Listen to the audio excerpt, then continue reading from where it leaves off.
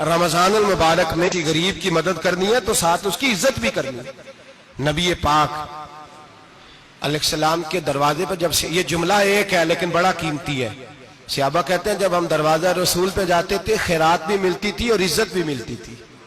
خود بھیک دے خود ہی کہیں منگتے کا بھلا ہو، خیرات بھی ملتی تھی اور عزت بھی ملتی تھی۔ نبی پاک ساتھ عزت بھی دیتے تھے، مسکین کو غریب کو دیں اور خیر خائی کریں۔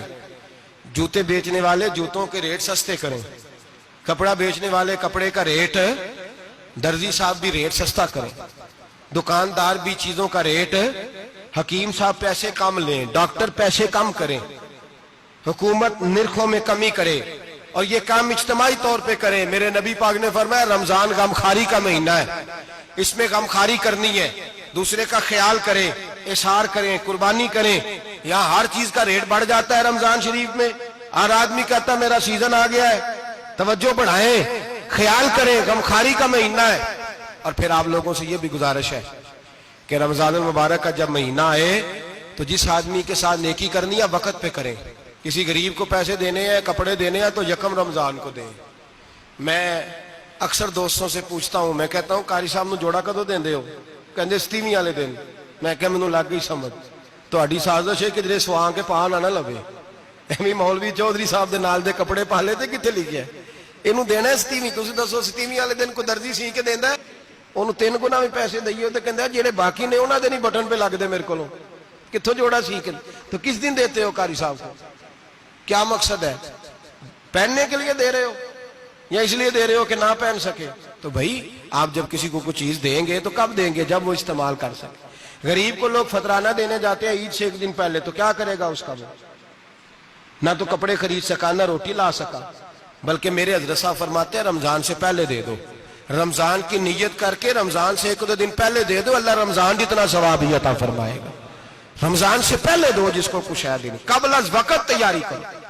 اور میرے قبلہ حضرت صاحب فرمایا کرتے اپنے کپڑے بعد میں، غریب کے بچوں کے کپڑے پہلے، اپنے گھر کی ضروریات بعد میں، غریبوں کی ضروریات، اس لیے کہ اللہ پاک نے ان کا رزق بھی ہمارے گھر بھیج دیا۔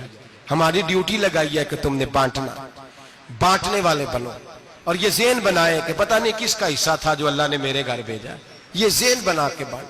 اور جس کو دینے جائیں، ہاں آپ کو اجازت ہے تھوڑا بہت پتہ کرنے کی، لیکن تھوڑا بہت تفتیش کرنے کی اجازت، بال کی کھال اتارنے کی اجازت۔ میں نے دیکھا ہے لوگ غریبوں کا انٹرویو لیتے ہیں، تیرا تو فلانا کمانے والا نہیں، تیرا تو فلاں بچہ، او بھائی بہت سارے غریب ایسے ہیں، بڑے ہیں جو کمانے کی کوشش کرتے ہیں لیکن ان کا سبب نہیں بنتا۔ ہاں ہے ایسے لوگ جو سعودی عرب چلے گئے ہیں، کہتے ہیں تیرا تو فلاں باہر نہیں گیا، ہے گیا ہے، لیکن سارے سعودی عرب جانے والے بھی مال کمانے کی طاقت نہیں رکھتے۔ کئی وہاں بھی بیٹھ کے بیچارے قرضوں میں الجھے ہوئے ہیں، وہاں والوں کے ظلم کا شکار ہے، بہت ساری آزمائشوں میں تو تفتیش عطا فرماتا ہے۔ تو نیت دیکھ تیری کس طرح کی، تو میرے بھائی غریب کو دیں، قبل از وقت دیں۔ رمضان مبارک میں چوتھا کام، بات آخری اور چوتھا کام سنیں، رمضان میں دین سیکھیں۔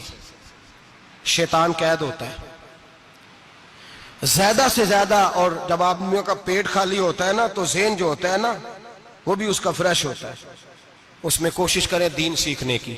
میرے نبی کریم صلی اللہ علیہ وسلم نے اس دین کو علم کا دین قرار دیا ہے، شعور کا دین قرار دیا ہے، فہم کا دین قرار دیا۔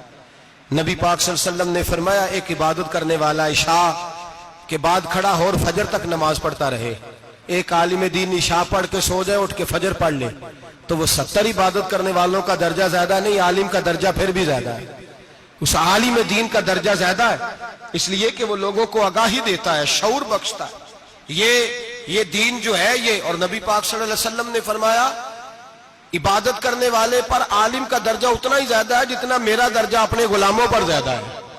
عالم کو حضور نے اتنا بڑا مقام دیا۔ دین سیکھیں، شعور حاصل کریں، یہ فقاہت کا دین ہے، شعور حاصل کرنے کا دین ہے۔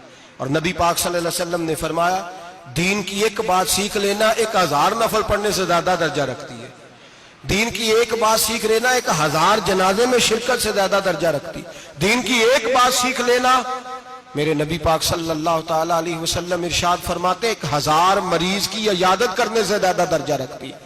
فرمایا جس نے رات کے ایک لمحے میں دین کی ایک بات سیکھی اللہ اسے ساری رات عبادت کرنے سے زیادہ ثواب عطا فرمائے گا۔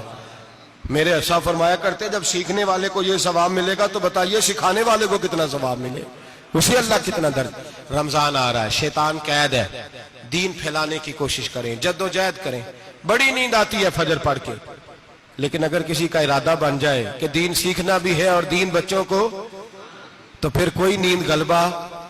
ایک مثال ایک عالم نے سمجھائی، کوئی بزرگ تھے درویش عالم، ان کے پاس ایک عورت آئی، کہنے لگی میں بچوں کو سویرے بڑا جگاتی ہوں، بچے جاگتے نہیں نماز کے لیے۔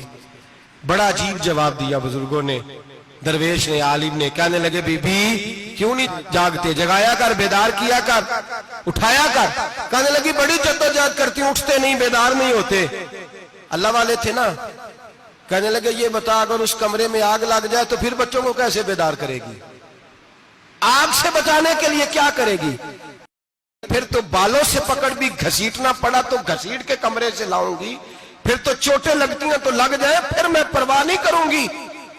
آپ فرمانے لگے یوں سمجھ لے جہنم کی آگ جل رہی ہے، اگر تیرے بچے نے نماز نہ پڑھی تو آگ لگ جائے گی، اگر اس نے عبادت نہ کی تو اسے آگ، اب جیسے بھی تجھے اٹھانا پڑتا ہے اٹھا گھسیٹ کے باہر لا، لیکن اس کی نماز قضا۔ نیند بڑی آ رہی ہے سویرے، لیکن اگر دین نہ سیکھا تو مشکل ہو جائے۔ جیسے بھی اپنے آپ کو جگانا چاہیے، ہمت کرنی چاہیے، دلیری کرنی چاہیے۔ ہمیشہ مدحت خیر الانام میں گزرے، دعا ہے یہ عمر درود و سلام میں گزرے۔ آخر دعوانا